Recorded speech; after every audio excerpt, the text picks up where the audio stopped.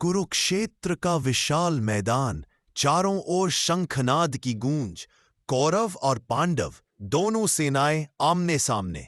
धर्म और अधर्म का निर्णायक युद्ध आरंभ होने वाला था। राजा धृतराष्ट्र ने संजय से कहा, हे संजय, मुझे बताओ, जब मेरे और पांडु के पुत्र युद्ध भूमि में एकत्र हुए तो उन्होंने क्या किया। और यहीं से शुरू होती है भगवद गीता, जहां भगवान श्री कृष्ण अर्जुन को वह ज्ञान देते हैं जो मानव जीवन के हर क्षेत्र में मार्गदर्शन करता है। अर्जुन, जो पांडवों का वीर योद्धा था, अपने सारथी भगवान श्री कृष्ण से कहता है, हे केशव, मेरा रथ दोनों सेनाओं के बीच में ले चलो ताकि मैं देख सकूं कि मेरे सामने कौन कौन युद्ध के लिए खड़े हैं। श्री कृष्ण ने रथ को दोनों सेनाओं के मध्य खड़ा किया। अर्जुन ने जब देखा अपने ही गुरु, भाई, चाचा, मामा, दादा भीष्म, गुरु द्रोणाचार्य, अपने मित्र और रिश्तेदार सब युद्ध के लिए तैयार है, तो उसका हृदय द्रवित हो उठा। हे कृष्ण, मेरे हाथ कांप रहे हैं, शरीर सिहर रहा है, धनुष गिर रहा है, मन विचलित है। मैं इस युद्ध को नहीं लड़ सकता। मैं अपने ही संबंधियों की हत्या कैसे करूं? अर्जुन की आंखों में आंसू है। वह अपने धनुष को नीचे रख देता है और कहता है, हे माधव, मुझे राज्य, सुख, विजय किसी की इच्छा नहीं। जिनके लिए ये सब चाहिए वे ही युद्ध भूमि में मेरे सामने खड़े हैं। मैं इस युद्ध से क्या लाभ लूं जब अपने प्रियजनों का वध करना पड़े। यह सुनकर भगवान श्री कृष्ण मुस्कुराते हैं, क्योंकि यही वह क्षण था जब मानव मन कर्तव्य और भावनाओं के बीच फंस जाता है। यही वह क्षण था जब गीता का दिव्य ज्ञान प्रकट हुआ। श्री कृष्ण ने कहा, हे अर्जुन, तू जिस दुख में डूबा है यह किसी वीर के योग्य नहीं। तू ना तो इस लोक में सम्मान पाएगा, ना परलोक में सुख। उठ, यह मोह त्याग दे। अर्जुन बोला, हे माधव, मेरे मन में संशय है, आप ही बताएं, क्या युद्ध करना उचित है या संन्यास लेना? तब श्री कृष्ण कहते हैं, हे अर्जुन, तू जिस शरीर को मारने या मरने योग्य समझ रहा है वह आत्मा नहीं है। आत्मा न कभी जन्म लेती है न मरती है। वह नष्ट नहीं हो सकती, जल से भीगती नहीं, अग्नि से जलती नहीं, वायु से उड़ती नहीं। भगवान कृष्ण आत्मा के अमरत्व का रहस्य बताते हैं। जैसे मनुष्य पुराने वस्त्र त्याग कर नए वस्त्र धारण करता है, वैसे ही आत्मा पुराने शरीर को छोड़कर नया शरीर धारण करती है। जो हुआ वह अच्छा हुआ, जो हो रहा है वह अच्छा हो रहा है, जो होगा वह भी अच्छा होगा। अपने कर्तव्य पर ध्यान दे, फल की चिंता मत कर। भगवान कृष्ण अब कर्म का महत्व समझाते हैं। तेरा अधिकार केवल कर्म करने में है, फल पर नहीं। कर्म का फल ईश्वर के हाथ में है, इसलिए न फल की इच्छा से कर्म कर, न ही अकर्म में लिप्त हो। यही गीता का मुख्य सिद्धांत है। कर्म करो, परिणाम की चिंता मत करो। कृष्ण आगे कहते हैं, जब तेरी बुद्धि मोह और इच्छा से मुक्त होगी तब तू स्थिर बुद्धि कहलाएगा। सुख दुख, लाभ हानि, जय पराजय सब में संभाव रखो। यही सच्चे योगी की पहचान है। जब मन मोह में डूबा होता है तब ज्ञान अंधकार में खो जाता है, और जब बुद्धि स्थिर होती है तब जीवन धर्म के प्रकाश में खिल उठता है। जब भगवान श्री कृष्ण ने अर्जुन से कहा कि फल की इच्छा मत रख, तो अर्जुन को संशय हुआ, हे केशव, यदि ज्ञान श्रेष्ठ है तो कर्म क्यों करूं? क्या ज्ञान प्राप्त करने के लिए कर्म त्याग देना ही उचित नहीं? तब श्री कृष्ण ने मुस्कुराकर कहा, हे अर्जुन, केवल कर्म का त्याग करके कोई मुक्ति नहीं पाता। हर व्यक्ति को जब तक यह शरीर है तब तक कर्म करना ही होगा, क्योंकि कर्म न करने से भी तू कर्म के बंधन में ही रहेगा। कृष्ण कहते हैं, यह सृष्टि कर्म पर ही आधारित है। ब्रह्मा ने जब सृष्टि की रचना की तो यज्ञ के साथ ही मानव को बनाया और कहा, यज्ञ कर्तव्य कर्म करो, यही तुम्हें पोषित करेगा। यहां यज्ञ का अर्थ केवल अग्नि में आहुति नहीं, बल्कि निस्वार्थ कर्म है।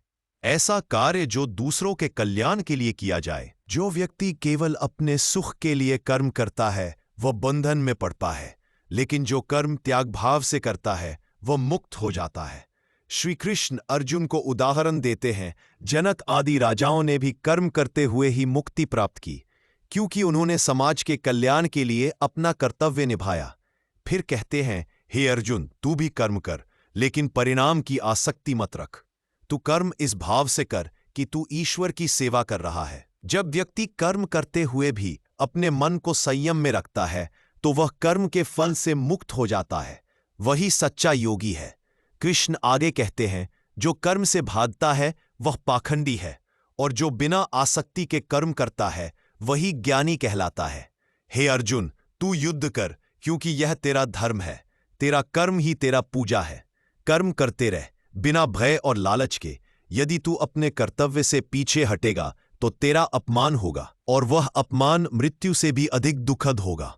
अर्जुन ने पूछा, हे केशव, आपने कहा कि आपने इस ज्ञान को सूर्य देव को दिया था, लेकिन आप तो अभी जन्मे हैं। यह कैसे संभव है? भगवान श्री कृष्ण उत्तर देते हैं, हे अर्जुन, मैं अनेक जन्मों से गुजरा हूं, तू भी। पर अंतर यह है कि तू उन्हें नहीं जानता, पर मैं सबको जानता हूं। जब जब धर्म की हानि होती है और अधर्म बढ़ता है, तब तब मैं पृथ्वी पर अवतरित होता हूं। सज्जनों की रक्षा के लिए, दुष्टों के विनाश के लिए और धर्म की पुनर्स्थापना के लिए मैं युग युग में जन्म लेता हूं। यहां भगवान कृष्ण बताते हैं कि ईश्वर कभी नष्ट नहीं होता। वह हर युग में न्याय और धर्म की रक्षा के लिए आता है। जो मुझे सच्चे भाव से जानता है वह जन्म मृत्यु के बंधन से मुक्त हो जाता है। कर्म से ज्ञान श्रेष्ठ है और ज्ञान से बढ़कर कुछ नहीं, क्योंकि ज्ञान अंधकार को मिटा देता है जैसे सूर्य अंधकार को मिटा देता है। कृष्ण अर्जुन से कहते हैं, ज्ञानवान व्यक्ति कर्म के परिणाम से नहीं बंधता, क्योंकि वह जानता है कि सभी कर्म ईश्वर के ही द्वारा होते हैं। जो सब प्राणियों में समानता देखता है वही सच्चा ज्ञानी है। ब्राह्मण, गाय, कुत्ता या चांडाल, सभी में आत्मा एक ही है। ज्ञान की अग्नि जब जल उठती है तब सभी कर्म भस्म हो जाते हैं। कर्म त्याग नहीं, निस्वार्थ भाव से कर्म करना ही योग है। प्रत्येक व्यक्ति को अपने धर्म के अनुसार कर्म करना चाहिए। ज्ञान वही है जो अहंकार, मोह और आसक्ति को जला दे। ईश्वर समय समय पर अवतार लेता है धर्म की रक्षा के लिए। कर्म से भागना अज्ञान है और कर्म में ईश्वर को देखना ही सच्चा ज्ञान है। जो व्यक्ति न कर्म से भागता है न कर्म में आसक्त होता है वही सच्चा सन्यासी है। कृष्ण कहते हैं, सच्चा त्याग यह नहीं कि तू हाथ से कर्म छोड़े, बल्कि यह है कि तू मन से फल की आसक्ति छोड़ दे। जो व्यक्ति मैं और मेरा भाव को छोड़ देता है वह कर्म करता हुआ भी बंधन से मुक्त रहता है। कर्मयोगी व्यक्ति हर कर्म को ईश्वर को अर्पित करता है और मन में यह भाव रखता है कि मैं नहीं, सब ईश्वर की लीला है। इसलिए वह कभी पाप में नहीं फंसता। ऐसा व्यक्ति भीतर से शांत, बाहर से सक्रिय और हर परिस्थिति में बिल्कुल नाके। यही कर्मयोगी का लक्षण है। सच्चा ज्ञानी वही है जो सब प्राणियों में समानता देखता है। ब्राह्मण, कुत्ता, हाथी, चांडाल, सभी में एक ही आत्मा। ऐसे ज्ञानी को संसार के सुख दुख, लाभ हानि, मान अपमान से कोई फर्क नहीं पड़ता। वह आनंद में स्थित रहता रहे। जब मन और बुद्धि पूर्णतः ईश्वर में लीन हो जाते हैं तब व्यक्ति कर्म करते हुए भी मुक्त रहता है। शुद्ध मन से कर्म करने वाला कभी बंधता नहीं। जैसे कमल का फूल जल में रहकर भी गीला नहीं होता। सच्चा सन्यासी वही है जो कर्म करते हुए भी आसक्त नहीं होता। फल की इच्छा का त्याग ही सच्चा त्याग है। हर प्राणी में समान आत्मा देखना ही सच्चा ज्ञान है। कर्म करते हुए मन को ईश्वर में समर्पित रखो। अब अर्जुन पूछता है, हे माधव, आप कहते हैं मन को नियंत्रित करो, पर मन तो चंचल है, हवा से भी तेज। उसे कैसे बांधूं? कृष्ण उत्तर देते थे, हे अर्जुन, मन चंचल है, पर अभ्यास और वैराग्य से वश में किया जा सकता है। मन ही मित्र है और मन ही शत्रु। जो अपने मन को जीत लेता है उसके लिए मन मित्र बन जाता है, और जो मन से हार जाता है उसके लिए मन सबसे बड़ा शत्रु बन जाता है। कृष्ण योग की विधि बताते हैं। योगी को अकेले शांत स्थान में बैठकर चित्त को एकाग्र कर शरीर, मन और बुद्धि को संयमित रखना चाहिए। योग न तो अति भोग में है न अति त्याग में। योग तो संतुलन में है। जब साधक का मन केवल मुझ में स्थिर हो जाता है और उसके विचारों की धारा एक बिंदु पर टिक जाती है, तब उसे परम आनंद की प्राप्ति होती है, जो न इंद्रियों से मिलता है न संसार से। ऐसा योगी अपने भीतर परमात्मा का अनुभव करता है। वह आत्मा में रमन करता है और उसी में संतुष्ट रहता है। जो सब प्राणियों के सुख दुख को अपना मानता है वही सच्चा योगी है। जो तप, संयम और श्रद्धा से अभ्यास करता है वह धीरे धीरे सिद्धि प्राप्त करता है। यदि कोई साधक ध्यान के मार्ग पर चलकर बीच में असफल हो जाए तो उसका क्या होगा? कृष्ण उत्तर देते हैं, हे अर्जुन, ऐसा कोई साधक नष्ट नहीं होता। उसके पुण्य कर्म अगले जन्म में उसे फिर योग के मार्ग पर ले आते हैं और अंततः वह मुक्ति प्राप्त करता है। मन को वश में करना ही सच्चा योग है। अभ्यास, प्रैक्टिस और वैराग्य, डिटैचमेंट, दो पंख हैं। सच्चा योग संतुलन में है, न अति भोग न अति त्याग। सच्चा योगी वही है जो सब में ईश्वर को देखता है। मन को जीत ले तो संसार तेरा सेवक बन जाता है। मन से हार जा तो तू अपने ही बंधन का कैदी बन जाता रहे। भगवान श्री कृष्ण कहते हैं, हे अर्जुन, अब मैं तुझे ऐसा ज्ञान बताऊंगा जिससे तुझे इस संसार में कुछ और जानने की आवश्यकता नहीं रहेगी, क्योंकि यह ज्ञान और विज्ञान दोनों का संगम है। यह संपूर्ण जगत मेरी दो शक्तियों से बना है, अपरा प्रकृति भौतिक, 5 तत्व, पृथ्वी, जल, अग्नि, वायु, आकाश, मन, बुद्धि और अहंकार। परा प्रकृति आध्यात्मिक, जो चेतन है, जो इन सबको चलाती है, वह जीवात्मा। भगवान कहते हैं, सभी जीव मेरे अंश हैं, पर वे माया से बंधकर भूल गए हैं कि वे कौन हैं। माया मेरी दिव्य शक्ति है जिसे पार करना कठिन है, लेकिन जो मेरी शरण में आता है वही इसे पार कर सकता है। कृष्ण कहते हैं, मेरे 4 प्रकार के भक्त हैं। 1. आर्त, जो दुख में मुझे याद करता है। 2. अर्थार्थी, जो जानना चाहता है। 4. ज्ञानी, जो मुझे सच्चे भाव से जानता है। इनमें सबसे श्रेष्ठ ज्ञानी है, क्योंकि वह मुझ में ही स्थित है और मैं उसमें। मैं ही जल का रस हूं, मैं ही सूर्य और चंद्र का प्रकाश हूं, मैं ही ओम हूं, मैं ही जीवन हूं। हर जगह देखता है, वही मुझे वास्तव में जानता है। जगत 2 शक्तियों से बना है, भौतिक और चेतन। माया को केवल भक्ति से पार किया जा सकता है। ज्ञानी भक्त सबसे श्रेष्ठ है। ईश्वर हर कण में व्याप्त है। अर्जुन पूछता है, हे केशव, ब्रह्म क्या है, आत्मा क्या है और मृत्यु के समय आपको स्मरण करने का क्या फल है?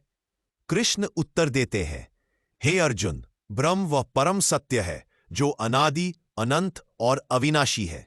आत्मा वह चेतना है जो शरीर में निवास करती है। जो मृत्यु के समय मेरा स्मरण करता हुआ शरीर त्यागता है वह मेरे स्वरूप को प्राप्त होता है। मनुष्य जिस भाव को अंत समय में स्मरण करता है वही उसे अगले जन्म में प्राप्त होता है। इसलिए कृष्ण कहते हैं, हे अर्जुन, हर समय मेरा स्मरण करो और अपना कर्म करते रहो। इस प्रकार तू मुझ में ही लीन हो जाएगा। जो व्यक्ति प्राण स्थिर कर ओम का उच्चारण करता हुआ अंत समय में मुझे स्मरण कर पाए वह परम धाम को प्राप्त होता है। जो मेरे भक्त हैं वे मेरे धाम को प्राप्त होते हैं, और जो अन्य देवताओं की पूजा करते हैं वे उन्हीं लोगों को प्राप्त होते हैं। मृत्यु के समय स्मरण से मोक्ष संभव है। जैसा भाव अंत समय में वैसा ही अगला जन्म। ईश्वर के धाम को पाने के लिए निरंतर स्मरण और भक्ति आवश्यक है। भगवान श्री कृष्ण कहते हैं, अब मैं तुझे ऐसा ज्ञान दूंगा जो सभी ज्ञानों का राजा है। यह सबसे पवित्र, सबसे गुप्त और सीधा मुक्ति देने वाला है। यह संपूर्ण जगत मुझ में स्थित है, पर मैं उसमें नहीं हूं। यह मेरा दिव्य रहस्य है। जैसे वायु आकाश में स्थित है वैसे ही समस्त प्राणी मुझ में स्थित है। जो मुझे प्रेम से फूल, फल, पत्ता या जल भी अर्पित करता है मैं उस भाव से प्रसन्न हो जाता हूं। मैं भेद नहीं करता। जो मुझे सच्चे भाव से भजता है वह मेरा प्रिय है, चाहे वह कोई भी हो। यह मत सोच कि कोई पापी या नीच व्यक्ति मुझे भज नहीं सकता। यदि वह सच्चे मन से मेरी शरण ले तो वह भी शीघ्र धर्मात्मा बन जाता है। जो मेरा भक्त है, जो मुझे प्रेम करता है, वह कभी विनाश को प्राप्त नहीं होता। अपने मन को मुझ में लगाओ, मुझे भजो, मुझे नमस्कार करो। इस प्रकार तू मुझ में आएगा। यह मेरा वचन है, क्योंकि तू मेरा प्रिय है। यह सबसे गुप्त और पवित्र ज्ञान है। भक्ति ही ईश्वर तक पहुंचने का सरल मार्ग है। सच्ची भक्ति में कोई भेद नहीं, हर कोई समान है। ईश्वर प्रेम से प्रसन्न होते हैं, वस्तु से नहीं। भगवान तक पहुंचने का मार्ग न ज्ञान से है न तप से, केवल सच्चे प्रेम और पूर्ण समर्पण से है। भगवान श्री कृष्ण कहते हैं, हे अर्जुन, मैं परम कारण हूं, मुझसे ही सब कुछ उत्पन्न होता है और मुझ में ही सब कुछ लीन होता है। जो इसे समझते हैं वे प्रेम और श्रद्धा से मेरी आराधना करते हैं। हे अर्जुन, मैं आत्मा हूं जो सब प्राणियों में स्थित है। मैं जल में रस हूं, सूर्य और चंद्र का प्रकाश हूं, वेदों में ओम हूं और पुरुषों में पुरुषार्थ हूं। इंद्रियों में मन हूं, पत्थरों में चेतना हूं, पर्वतों में हिमालय हूं, नदियों में गंगा हूं, पक्षियों में गरुड़ हूं और योद्धाओं में मैं ही राम हूं। मैं समय हूं जो सबका संहार करता है और मैं वही हूं जो सृष्टि की शुरुआत करता है। जो मुझे प्रेम से भजते हैं, मैं उन्हें वह बुद्धि देता हूं जिससे वे मुझे प्राप्त कर सकें। मैं उनके हृदय में स्थित होकर अज्ञान के अंधकार को ज्ञान के दीपक से दूर करता हूं। ईश्वर सब में व्याप्त है, हर शक्ति, हर सुंदरता उन्हीं की है। सच्चा भक्त वही है जो हर चीज में भगवान को देखता है। भगवान स्वयं भक्त के भीतर बुद्धि का प्रकाश करते हैं। अर्जुन अब कहता है, हे प्रभु, आपने अपनी विभूतियां बताई, अब मैं आपके उस विराट स्वरूप को देखना चाहता हूं जिससे सारा ब्रह्मांड व्याप्त है। भगवान श्री कृष्ण उत्तर देते हैं, हे अर्जुन, तू मेरे इस रूप को अपने नेत्रों से नहीं देख सकता। मैं तुझे दिव्य नेत्र देता हूं, देख, यह मेरा विश्व रूप। सब उसी रूप में है। देवता भी उस रूप को देखकर भयभीत है। अर्जुन देखता है, हे प्रभु, आपके मुखों से अग्नि निकल रही है और सारे योद्धा भीष्म, द्रोण, कर्ण उसमें प्रवेश कर रहे हैं। भगवान कहते हैं, मैं काल हूं, समय, जो सबका अंत करने आया हूं। यह युद्ध तू चाहे लड़े या न लड़े, इन सबका नाश पहले से निश्चित है। इसलिए हे अर्जुन, तू केवल निमित्त मात्र बन जा। मैं सब कुछ पहले ही कर चुका हूं। अर्जुन भय और भक्ति से कांपता है। हे विश्वरूप प्रभु, आप ही ब्रह्मा है, आप ही शिव है, आप ही सब कुछ है। मैं बार बार आपका नमस्कार करता हूं। कृपया अपने उस सौम्य रूप में लौट आइए ताकि मैं फिर से आपको अपने सखा के रूप में देख सकूं। भगवान मुस्कुराकर कहते हैं, हे अर्जुन, यह रूप केवल भक्ति से देखा जा सकता है, न वेद, न तप, न यज्ञ से। भगवान का विराट रूप अनंत और सर्वव्यापक है। मैं काल हूं, यह सृष्टि और विनाश का शाश्वत सिद्धांत है। सच्ची दृष्टि केवल भक्ति से प्राप्त होती है। अर्जुन अब पूछता है, हे प्रभु, क्या जो निर्गुण अदृश्य ईश्वर की उपासना करते हैं वे श्रेष्ठ हैं, या जो आपके साकार रूप की भक्ति करते हैं वे? भगवान उत्तर देते हैं, जो मुझ पर सच्चे प्रेम से भक्ति करते हैं वे मुझको सबसे प्रिय हैं। जो मन और बुद्धि को मुझ में लगाते हैं और निरंतर मेरा स्मरण करते हैं वही मेरे सच्चे भक्त हैं। निर्गुण उपासना कठिन है क्योंकि उसे मन से पकड़ना कठिन है, पर जो साकार रूप में प्रेम करता है वह सरलता से मुझे प्राप्त कर लेता है। भगवान श्री कृष्ण कहते हैं, जो सब जीवों से प्रेम करता है, किसी से द्वेष नहीं रखता, जो क्षमाशील, विनम्र, संतुष्ट और संयमी है, मेरा प्रिय है। जो सुख दुख, मित्र शत्रु, लाभ हानि में समान है, मौन, संयमित और स्थिर बुद्धि वाला है, वही मेरा परम भक्त है। ऐसे भक्त मुझे सबसे प्रिय है। भक्ति ही सबसे सरल और श्रेष्ठ मार्ग है। सच्ची भक्ति प्रेम, विनम्रता और समभाव से उत्पन्न होती है। भगवान का प्रिय वही है जो सब में भगवान को देखता है। जिसके हृदय में प्रेम है वही सच्चा ज्ञानी है, क्योंकि प्रेम ही वह सेतु है जो मनुष्य को भगवान से जोड़ता है। कुरुक्षेत्र के मैदान में अर्जुन के मन में अब एक गहरी जिज्ञासा उत्पन्न होती है। वह पूछते हैं, हे केशव, यह शरीर क्या है और आत्मा क्या है? कौन जानने वाला है और कौन जाना जाने वाला? भगवान श्री कृष्ण मुस्कुराकर ज्ञान का सबसे गूढ़ रहस्य बताते हैं।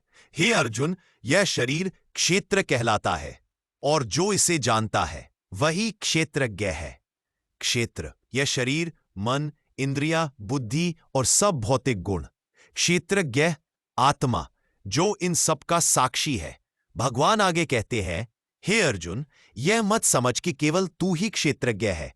प्रत्येक शरीर में एक और क्षेत्रज्ञ है, वह मैं स्वयं हूं। इसका अर्थ यह है कि हर जीव के भीतर आत्मा है, परंतु उन सब के भीतर परमात्मा भी विराजमान है। कृष्ण बताते हैं, जो व्यक्ति विनम्र, अहिंसक, क्षमाशील, सच्चा, गुरु का आदर करने वाला और आत्मसंयमी है, वही ज्ञानी है। जो यह समझता है कि यह शरीर नाशवान है और आत्मा सनातन है, वही सच्चा, वह एक ही परमात्मा सब प्रावियों में समान रूप से स्थित है। वह किसी से द्वेष नहीं करता, किसी को प्रिय नहीं मानता। जो यह देखता है कि ईश्वर हर जगह है, वही सच्चा योगी है। भगवान अब संसार की मूल शक्ति का रहस्य खोलते हैं। हे अर्जुन, संपूर्ण प्रकृति 3 गुणों से बनी है, सत्व, रजस और तमस। यह ज्ञान संतोष और शांति को बढ़ाता है। सत्वगुणी व्यक्ति ईमानदार, संतुलित और निर्मल होता है।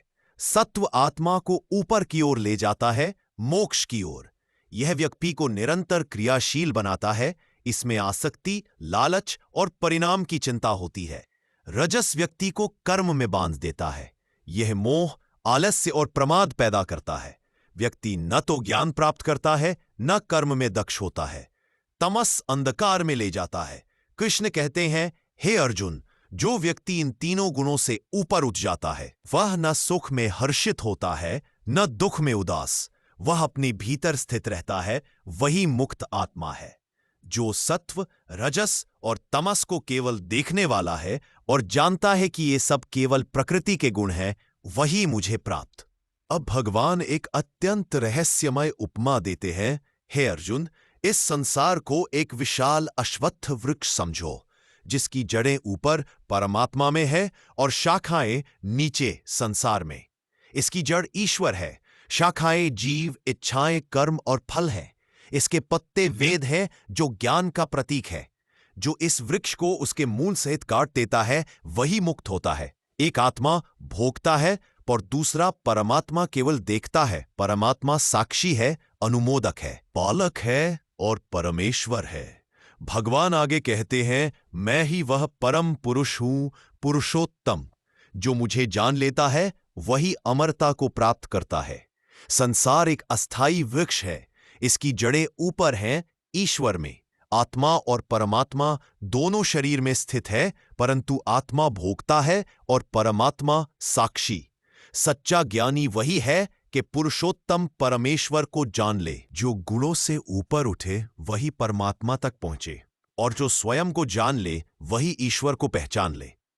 कुरुक्षेत्र के मैदान में अब अर्जुन पूरी तरह ज्ञान से परिपूर्ण होने के करीब है, लेकिन वह एक गूढ़ प्रश्न पूछता है।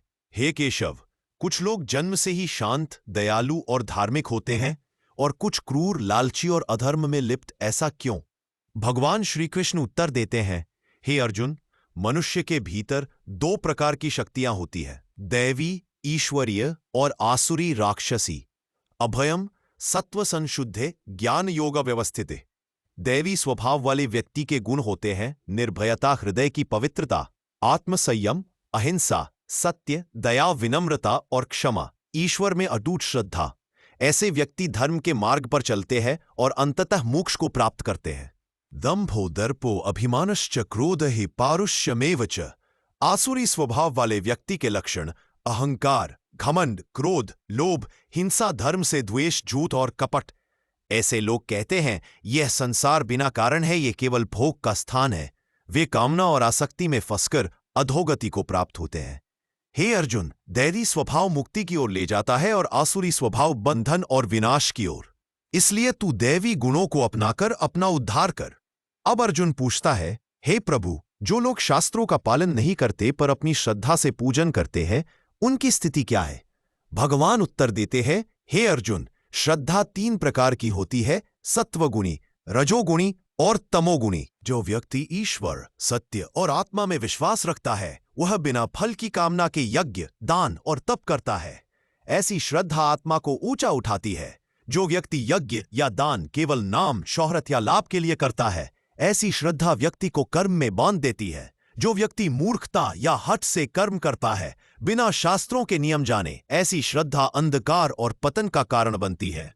भगवान बताते हैं, सत्वगुणी भोजन सात्विक होता है, हल्का, स्वच्छ, ताजगी भरा।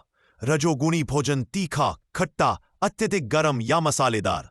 तमोगुणी भोजन बासी, गंदा या अपवित्र।